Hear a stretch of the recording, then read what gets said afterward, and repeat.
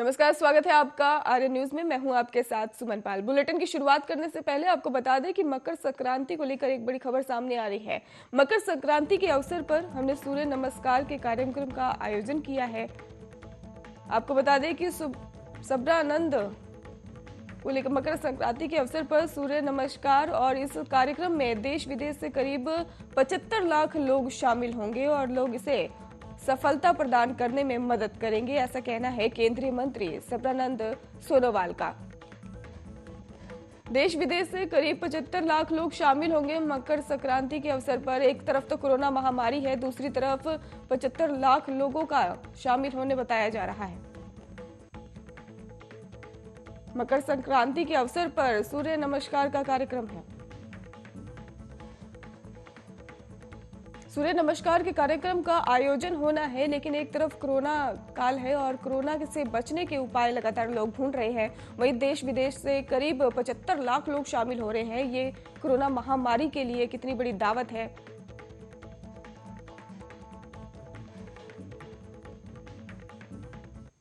चलिए रुक करते खबरों की ओर, जहां पर देश में ही कोरोना वायरस की तीसरी लहर के दौरान गुरुवार को पहली बार ठीक होने वाले मरीजों का आंकड़ा भी 1 लाख के पार पहुंच गया है।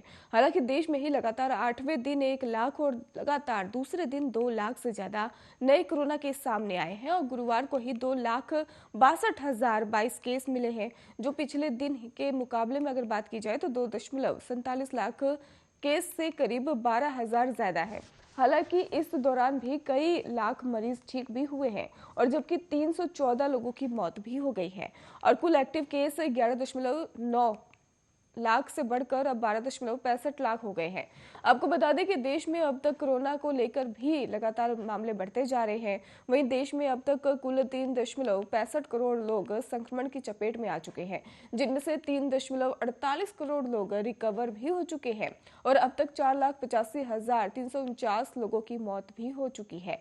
महाराष्ट्र में पिछले 24 घंटे में कोरोना के 406 नए केस सामने आए हैं और इस दौरान भी 84 जो मामले हैं वो लगातार बढ़ते ही जा रहे हैं। 34,668 लोग डिस्चार्ज हुए हैं और 36 लोगों की मृत्यु भी दर्ज की गई है। खास बात यह रही कि राज्य में आज ओमिक्रॉन का कोई नया मरीज नहीं मिला है। राज्य में कुल एक्टिव केस बढ़कर 2.51 लाख हो गए हैं और अब तक राज्य में भी 70.81 लाख लोग संक्रमण की चपेट में आ चुके हैं। इनमें से 66.83 लाख लोग ठीक भी हो चुके हैं, जबकि 1,41,737 लोगों की मौत भी हो चुकी है। राज्य में पॉजिटिविटी दर की अगर बात की जाए तो 22% है और दिल्ली में गुरुवार को ही 28,867 कोरोना केस मिले हुए हैं। ये 8 महीने बाद राज्य में ही एक दिन में नए संक्रमितों के सबसे ज्यादा संख्या है और इसको लेकर भी पहले दूसरी लहर के दौरान पिछले साल 3 मई को ही इतनी बड़ी संख्या में मरीज मिले हैं। वहीं नेशनल कैपिटल पॉजिटिविटी रेट भी 26% से बढ़कर 29% पर पहुंच गई है। इसका मतलब है कि अब हर 3 टेस्ट पर एक मरीज संक्रमित मिल रहा है।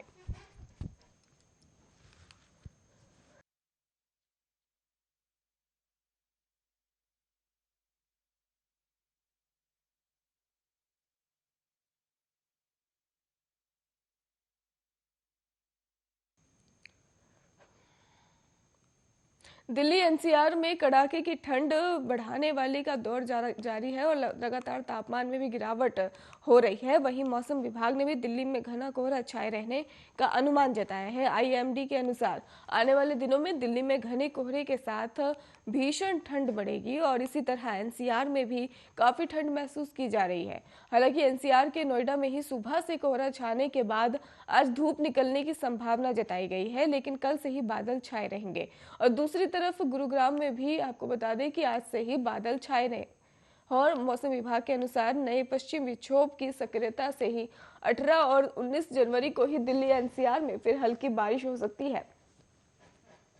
अगले हफ्ते से ही दिल्ली एनसीआर में ठंड से कमी आने के आसार भी हैं और दिल्ली में ही बुधवार को न्यूनतम तापमान सामान्य से 2 से ज्यादा 5.8 और अधिकतम तापमान सामान्य से 3 कम 16.7 डिग्री सेल्सियस रिकॉर्ड हुआ है। सुबह घना कोहरा छाया रहा और 7 बजे दृश्यता कम होकर ही 100 मीटर तक रह गई है। दिल्ली में आज यानी कि शुक्रवार को अधिकतम तापमान 17 और न्यूनतम तापमान 6 डिग्री सेल्सियस रहने की संभावना है।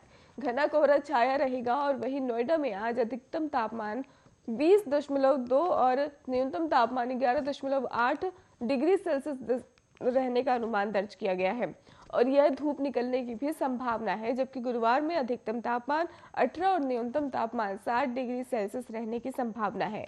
वहीं गुरुग्राम में भी आपको बता दें कि सुबह से ही कोहरा और धुंध छाए रहेगा और दिन में भी आसमान में बादल छाए रहेंगे।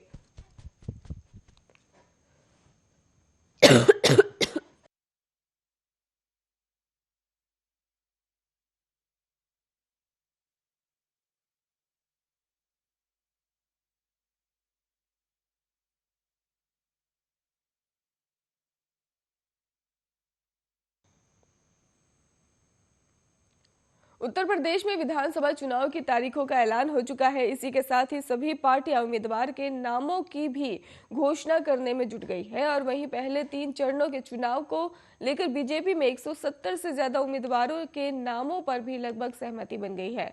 गुरुवार को बीजेपी की केंद्रीय चुनाव समिति की बैठक में इन तमाम नामों पर करीब 3 घंटे तक मंथन के बाद सहमति बनी और ऐसे में उम्मीद की ये भी जा रही थी कि अगले कुछ दिनों के अंदर ही शुरुआती 3 चरणों के उम्मीदवारों के नामों का ऐलान कर दिया जाएगा। वहीं चर्चा इस बात की भी है कि शुरुआती चरणों में जब उम्मीदवारों के नामों का ऐलान होगा तो उसमें मुख्यमंत्री योगी आदित्यनाथ समेत पार्टी से जुड़े हुए कुछ और बड़े चेहरों की उम्मीदवारी का भी ऐलान किया जा सकता है। बता दें आपको कि प्रधानमंत्री नरेंद्र मोदी और बीजेपी के राष्ट्रीय अध्यक्ष जेपी नड्डा की अगुवाई में बीजेपी की केंद्रीय चुनाव समिति की बैठक वीडियो कॉन्फ्रेंसिंग के जरिए करीब 3 घंटे से ज्यादा वक्त तक चली और इस बैठक के दौरान ही पिछले 2 दिनों से बीजेपी कोर ग्रुप की बैठक में जिन नामों को लेकर मंथन चल रहा था उन पर भी विस्तार से चर्चा की गई। वहीं सूत्रों की माने तो इस बैठक में ही बड़ी संख्या में नामों को तय कर लिया गया है और कुछ नामों को लेकर जो थोड़ी चर्चा बाकी है वो भी जल्द ही पूरी हो जाएगी। गौरतलब है कि उत्तर प्रदेश में 403 विधानसभा सीटों के लिए 7 चरणों में मतदान होना है, जिसकी शुरुआत 10 फरवरी से हो रही जाएगी और 7 चरणों के होने वाले मतदान 10 फरवरी से शुरू होकर 7 मार्च तक चलेगा, जिसके बाद 10 मार्च को नतीजे आएंगे और इससे साफ होगा कि कौन बनेगा उत्तर प्रदेश का मुख्यमंत्री।